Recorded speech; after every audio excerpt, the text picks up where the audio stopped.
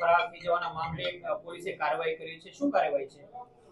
આજે રાજકોટ શહેરના રેલનગર વિસ્તારમાં સમૂહ લગ્નનું આયોજન હતું, જેના આયોજકો છે એ આજે કોઈ પણ પ્રકારનું આયોજન કર્યા વગર ફોન સ્વિચ ઓફ કરી અને જતા રહેલ હોય અને જે વર પક્ષ અને કન્યા પક્ષ છે તેમના પરિવારજનો સાથે તેઓ આજે જે લગ્નનું સ્થળ હતું ત્યાં હાજર આવ્યા, તો ત્યાં કોઈ હાજર મળેલ નહોતું, કોઈ પણ પ્રકારની વ્યવસ્થા કરવામાં આવેલી નથી.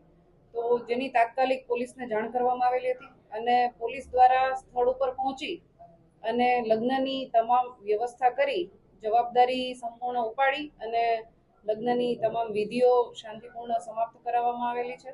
સાથે સાથે જે પણ દીકરીઓ છે ત્યાં 6 લગ્ન કરવામાં આવેલા હતા, એ બધા માટે કરિયાવરનું પણ પોલીસ દ્વારા સામાજિક સંસ્થાઓની મદદથી વ્યવસ્થા કરવામાં આવેલી હતી. સાથે આ જ રીતે સંસ્થાઓ અને દાતાઓની મદદથી જમણવારનું પણ આયોજન કરવામાં આવેલું હતું. અને આ જે બનાવ છે એમાં એક પરિવાર જે દીકરીના લગ્ન હતા તેના પિતાની ફરિયાદ લઈ અને ગુનો દાખલ કરવામાં આવેલો છે, જેમાં છેતરપિંડી અને ગુનાહિત કાવતરાનો ગુનો દાખલ કરવામાં આવેલો છે.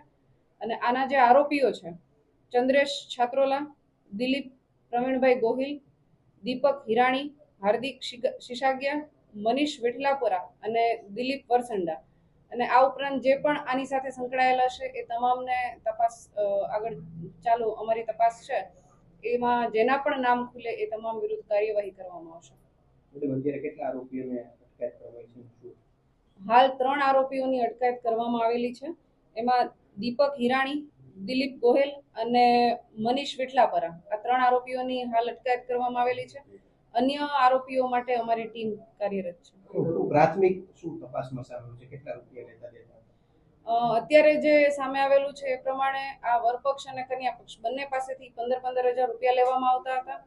સાથે જે લોકો 50 થી વધારે વ્યક્તિઓને લગ્નમાં લઈ આવવાના હોય એમની પાસેથી પર પર્સન 100 રૂપિયા લેવામાં આવેલા હતા. એ રીતે એમને પાસીસ આપવામાં આવેલા હતા જે 50 થી વધારે લોકો આવવાના હોય એના માટે.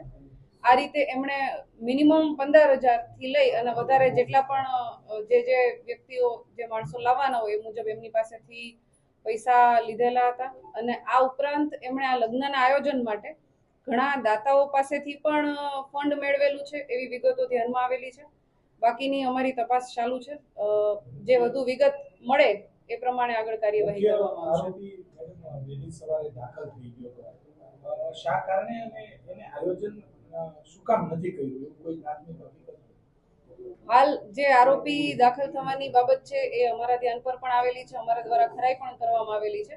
અને એ જે આરોપી છે ચંદ્રેશ છાત્રોલા એ હાલ હજી અમારી પકડમાં આવેલ નથી, એના માટે અમારી ટીમ કાર્યરત છે. આ આરોપીઓની પૂછપરછ બાદ ખબર પડશે કે એમણે આ પ્રકારની છેતરપિંડી કયા કારણસર કરેલી છે.